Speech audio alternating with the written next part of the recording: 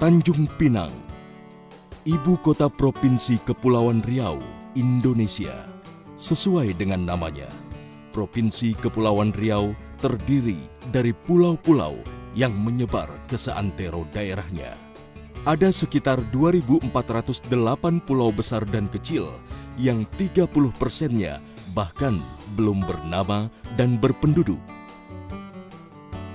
Pulau-pulaunya yang terkenal adalah Pulau Penyengat, sebuah pulau bekas Kerajaan Riau Lama. Di sini kita bisa melihat Masjid Sultan Riau dan makam pahlawan nasional Raja Haji Fisabilillah dan makam sastrawan Raja Ali Haji, pencipta sastra Gurindam 12 yang terkenal itu. Kemudian ada Pulau Galang, sebuah pulau bekas penampungan para pengungsi Vietnam di tahun 1975 sampai 1996 yang kemudian bekas-bekasnya dijadikan tempat wisata. Dan satu lagi, pulau yang terkenal adalah Pulau Batam dengan jembatan Barelangnya, sebuah jembatan yang menghubungkan antara Pulau Batam, Rempang, dan Galang. Secara keseluruhan, wilayah Provinsi Kepulauan Riau 96%-nya merupakan lautan dan hanya sekitar 4%-nya merupakan daratan.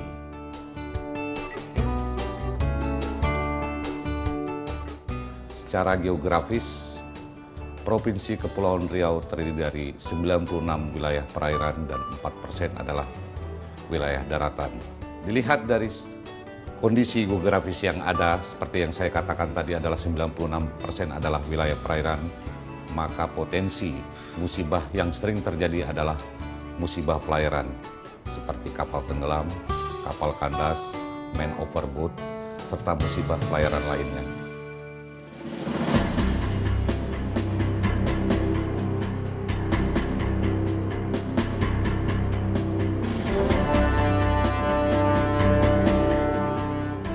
Malam itu, sekitar pukul 00 dini hari, kantor SAR Tanjung Pinang menerima sebuah laporan.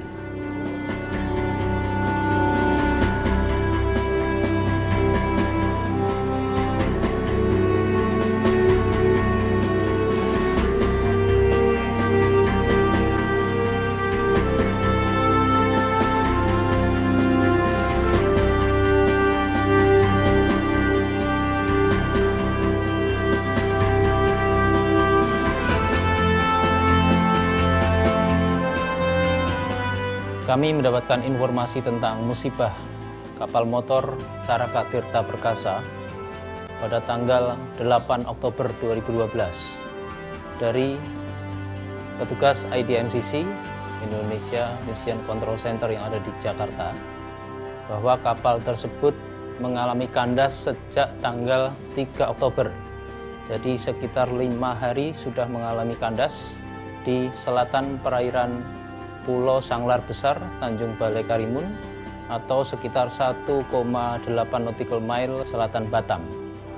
Dengan pertimbangan 5 hari mereka berada di tengah perairan, sementara kondisi perairan di Kepulauan Riau dan sekitarnya pada saat itu mengalami musim angin utara, di mana ombak besar dan sebagainya.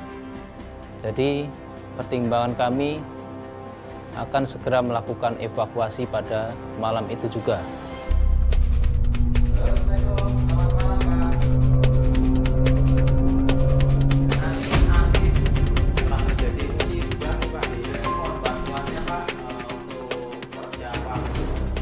Oleh karena itu, kami berkoordinasi dengan unsur-unsur yang ada di sekitar Tanjung Balai Karimun, Batam, dan Tanjung Pinang untuk bergerak ke lokasi. Pada malam itu juga kami berhasil berkoordinasi dengan Buskamla, Armabar, Bakor Kamla, Lanal Batam, kemudian Direktorat Polisi Air dan Udara Polda Kepulauan Riau, dan KPLP Batam. Namun karena unsur tersebut termasuk yang kami miliki cukup kecil untuk mencapai perairan di sana dibandingkan dengan ombak yang cuaca yang tidak bersahabat pada saat itu, kami mempertimbangkan untuk pergerakan pada pagi hari. Namun demikian, pada malam itu kami terus berkoordinasi dengan unsur tersebut untuk bisa mencapai lokasi.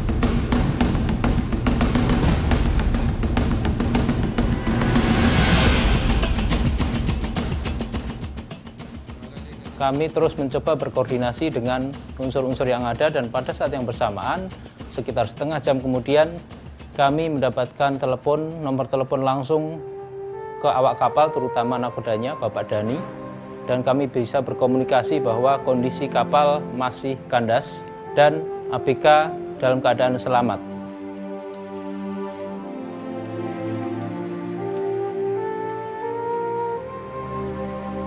Selamat malam Bapak, dari Badan SAR Nasional Kantor SAR Tanjung Pinang, Pak. Betul dengan kapal KM Caraka Tirta Prakasa dan apa? Maaf Pak, dulu Pak siapa? Tadi ya Pak ya? Nakodanya Pak ya? Nah ini Pak kami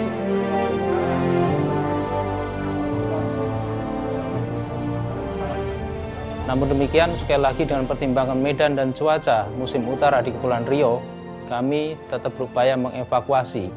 Apalagi sesuai dengan berita dari kantor pusat bahwa mereka kandas setelah 5 hari. Saya pikir waktu yang cukup lama untuk bertahan di perairan.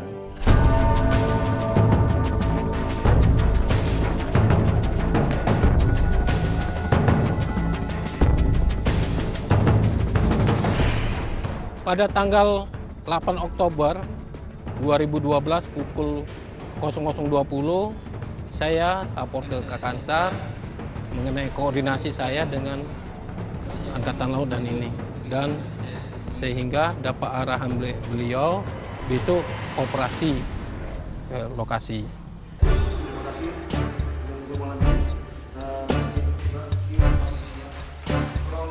Posisi ini.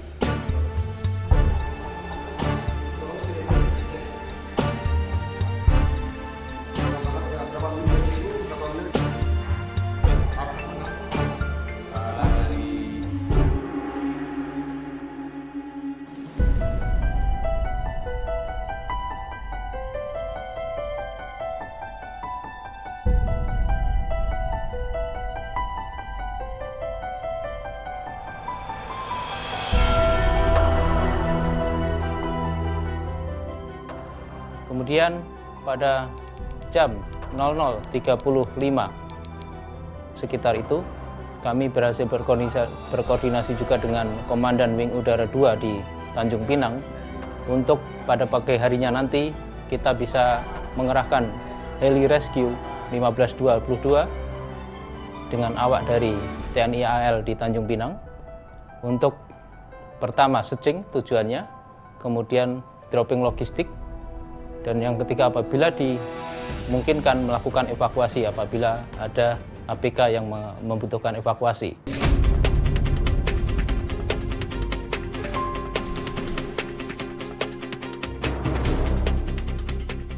Saat itu kami mendapat informasi dari kantor SAR Tanjung Pinang bahwa terjadi kecelakaan di daerah Pulau Sanglar. Nah, setelah itu kami mendapat informasi, kami cross-check lagi ke satuan operasi kami di Wing Udara 2, membenarkan memang terjadi kecelakaan dan untuk menyiapkan kegiatan besok pagi untuk melaksanakan air supply untuk mendukung kapal yang terkena musibah tersebut. Kemudian setelah kami konfirmasi ke tempat lain, ke satuan lain untuk menyiapkan pergerakan pada besok harinya, kami memerintahkan pada tim kami untuk menyiapkan plot posisi yang telah terdapat dari informasi tersebut. Dari koordinat yang didapat, posisi tempat kejadian adalah pada radial 248 dengan jarak 53 nautical mile dari Tanjung Pinang.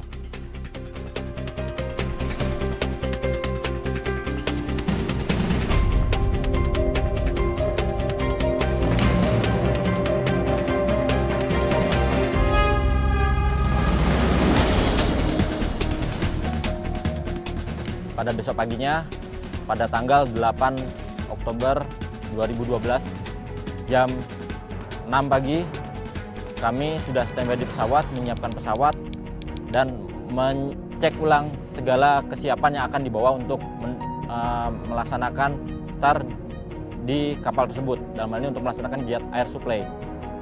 Setelah semua kesiapan siap, pada tanggal 8 Oktober 2012, jam 07.00 kami melaksanakan start engine, cek kesiapan engine, setelah itu kami terbang menuju posisi.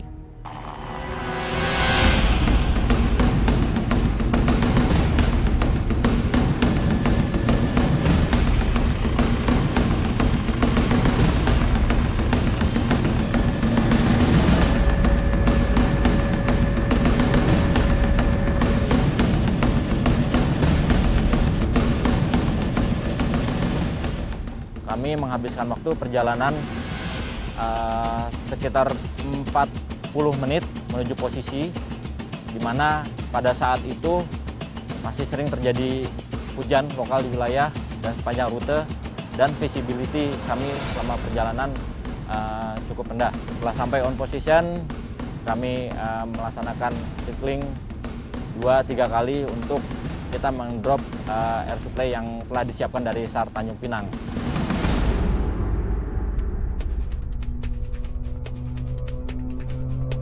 Dan tanggal 8 Oktober 2012, saya menggerakkan anggota untuk melihat situasi di laut.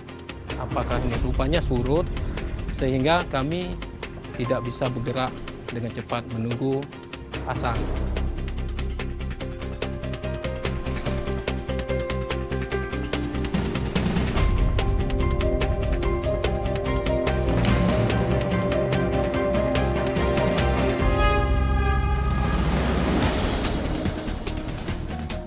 Dan pada jam 08.10 saya langsung, karena laut sudah pasang, saya langsung menggerak ke lokasi dengan anggota. Pada saat itu hanya bertiga, Pak. Bertiga, yaitu Dan Schrader, saya selaku OEC, dan satu lagi ada dari orang KOM.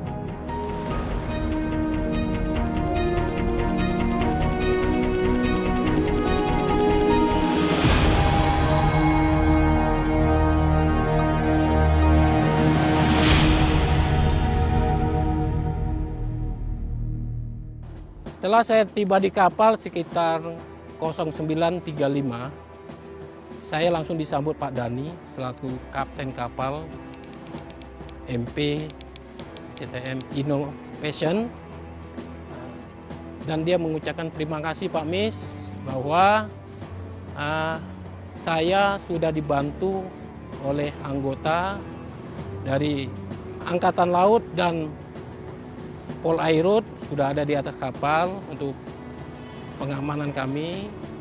Dan kedua, kami juga sudah dapat bantuan logistik dari heli. 15 menit kemudian dari Angkatan Laut dan dari beriringan berpapasan pas dengan pos polisi Sanglar tiba.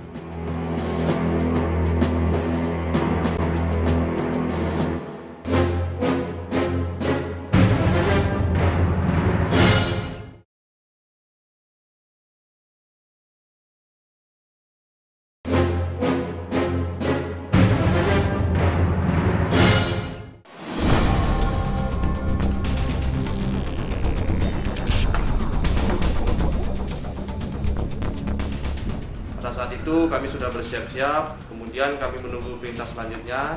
Kami sambil menunggu perintah, kami melakukan pembantuan komunikasi di ruang komunikasi. Kami berkumpul untuk melakukan arahan selanjutnya. Setelah semua berita masuk apa segala macam, kemudian kami mendapat arahan dari Kepala Jaga Harian untuk mempersiapkan logistik. Karena menurut kejadian kapal itu kandas dan sehingga dia membutuhkan logistik. Setelah selesai itu, setelah kami briefing, kemudian kami ke gudang untuk mengambil logistik. Setelah logistik sudah dapat, sudah kita persiapkan, kemudian kita masukkan ke dalam mobil rescue car.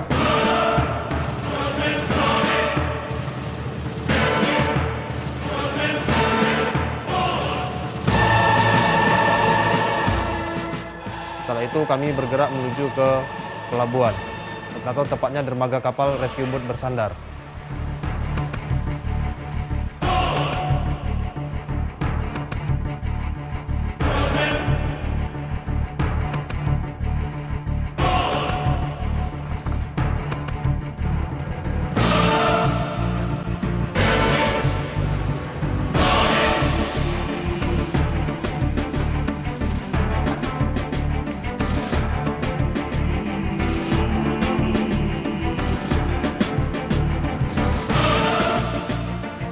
Kemudian kami menunggu arahan sekitar setengah jam gitulah. Kita lalu bersiap untuk melakukan pergerakan dari kapal.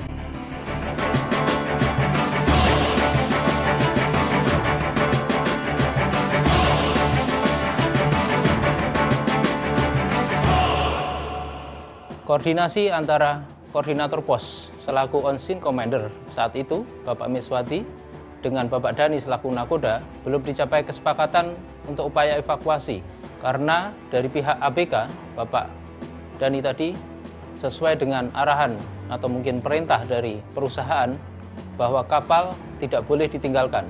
Oleh karena itu, Pak Miswati menelepon ke saya selaku SAR Mission Koordinator di Tanjung Pinang melaporkan kondisi tersebut dan saya kembali memerintahkan Pak Miswati untuk memaksa. Pak Dani meminta ada 3 poin. Pertama, satu, beliau tidak mau turun dari kapal karena kondisi beliau belum dinyatakan sebagai untuk rescue, dibantu. Terus poin kedua, beliau meminta dicarikan takbut untuk menarik kapal beliau. Yang ketiga, beliau meminta apabila pergerakan ini hari ini tidak selesai, meminta dukungan keamanan untuk jangan terjadi perompakan karena daerah situ rawan, Pak. Untuk 3 poin ini kita setuju, Pak. Apabila mereka tidak mau dievakuasi, harus membuat surat pernyataan. Surat pernyataan ini kami perlukan untuk antisipasi apabila ada hal-hal yang tidak diinginkan setelah kami tinggalkan kapal tersebut, pihak perusahaan dan ABK tidak menyalahkan atau melimpahkan tanggung jawab resiko yang terjadi kemudian kepada Badan SAR Nasional, terutama kantor SAR Tanjung Pinang. Pada 2 hari berikutnya, seperti yang disampaikan oleh Kapten Dani bahwa pada saat yang bersamaan kami negosiasi, pihak perusahaan sudah mengupayakan kapal dari Medan untuk menarik kapal Caraka Tirta Perkasa itu dari posisi kandas. Dan kapal tersebut sudah sampai di lokasi dan 2 hari kemudian kapal Caraka Tirta Perkasa bisa ditarik dan selanjutnya melanjutkan perjalanan ke Belawan.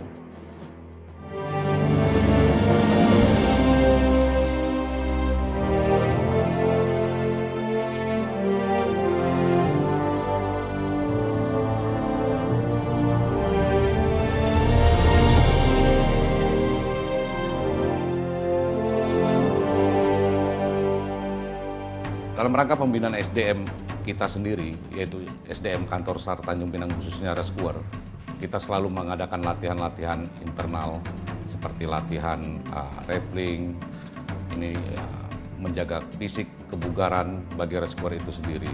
Untuk pembinaan potensi SDM di eksternal, kita membina potensi-potensi SAR yang berada di wilayah Kepulauan Riau, potensi SAR yang ada seperti dari unsur TNI dan Polri, serta instansi pemerintah lainnya serta organisasi minat dan bakat. Kami sebagai insan SAR yang mempunyai jiwa sosial yang tinggi, kita berharap semaksimal mungkin dapat melaksanakan tugas sekecil apapun musibah yang terjadi di wilayah Provinsi Kepulauan Riau khususnya dan di Indonesia pada umumnya. Kami selalu siap melaksanakan tugas itu dengan sebaik-baiknya sesuai dengan visi dan misi Badan SAR Nasional. Itulah sepenggal kisah dari kegiatan Badan SAR Nasional Tanjung Pinang. Sekecil apapun laporan yang mereka terima, sekecil apapun musibah yang terjadi, demi kemanusiaan, tugas mencari, menolong, dan menyelamatkan tetap mereka lakukan. Karena memang sudah menjadi visi dan misi Basarnas untuk mencari dan menolong di setiap musibah yang terjadi, baik di darat, laut, atau musibah lainnya, dengan cepat, handal, dan aman demi kemanusiaan.